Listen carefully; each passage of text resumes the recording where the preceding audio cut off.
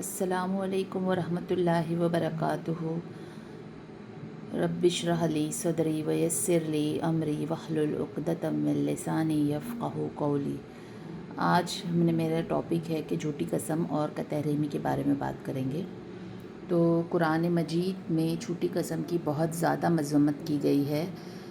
सूरह आले इमरान की आयत नंबर 77 में आता है, जिसका तर्जुमा है, बेशक जो लोग अल्लाह के अहद और अपनी कसमों के एवज़ थोड़ी कीमत ले लेते हैं, वो लोग हैं कि इनके लिए आखिरत में कोई हिस्सा नहीं, और अल्लाह क़यामत के दिन न इनसे बात करेगा और ना ही इनकी तरफ देखेगा और ना ही इन्हें पाक करेगा, और इनके लिए दर्दनाक अज़ाब है।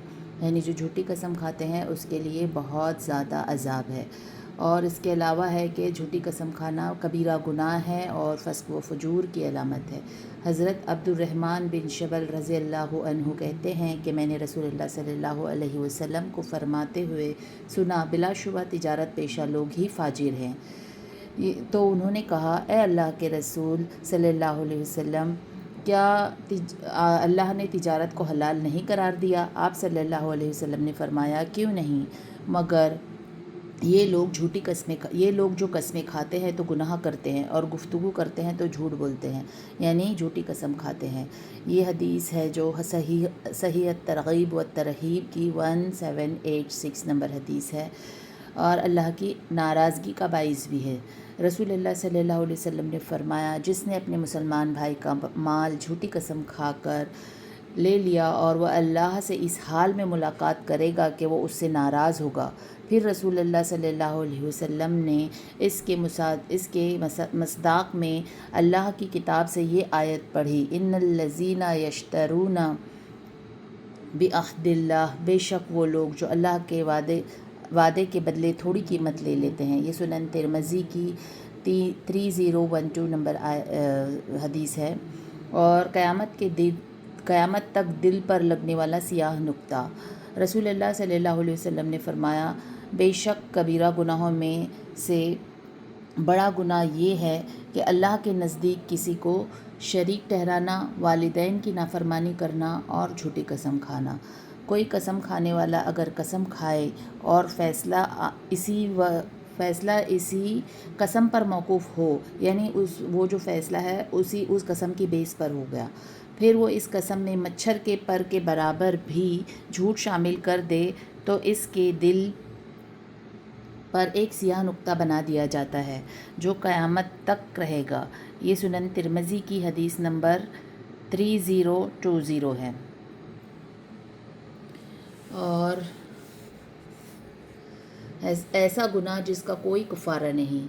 इब्न मसूद रज़ी अल्लाह अन्हु से रिवायत है, फ़रमाते हैं कि हम झूठी कसम को ऐसे गुनाह से शुमार करते हैं जिसका कोई कफ़ारा नहीं है। कहा गया कि झूठी कसम क्या है?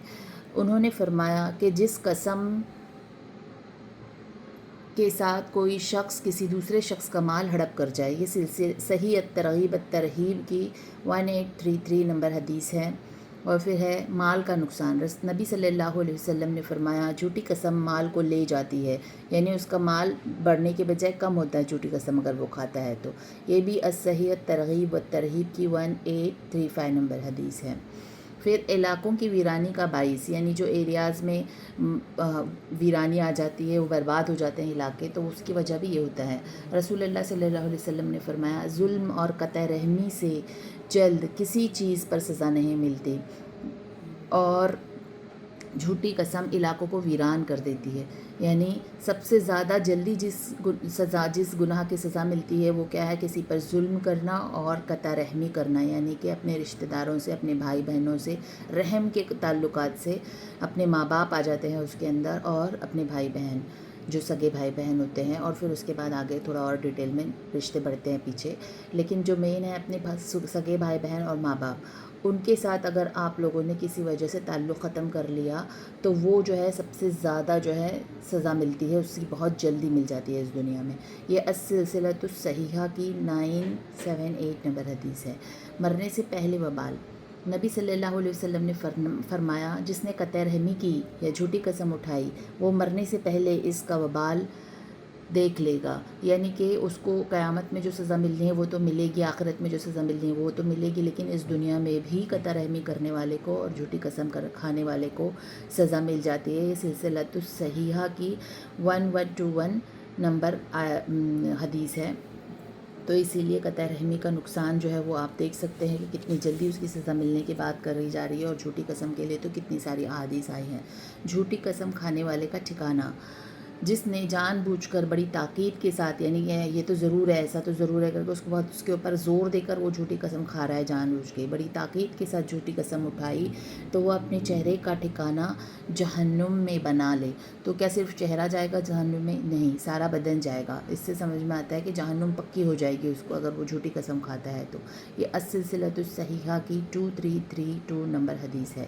معمولی چیز پر بھی کھائی گئی جھوٹی قسم پر عذاب، یعنی چھوٹی سی چھوٹی چیز سمجھتے ہیں ہم کہ اس سے کیا ہو جائے گا، یہ تو اتنی چھوٹی سی چیز ہے، اس کے لیے بول دیے تو کیا کر کے، تو لیکن اس کی وجہ سے بھی ہم پر بہت عذاب آنے کا خطرہ ہے۔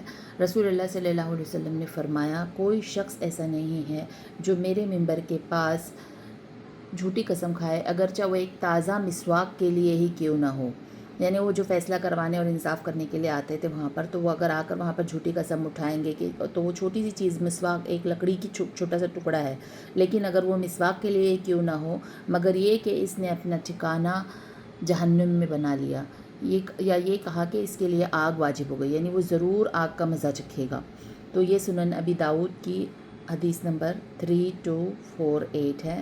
تو اسی لیے ایسے لوگوں کے لیے بھی دردناک عذاب ہے جو جھوٹی قسم کھا کر سامان بیچتے ہیں۔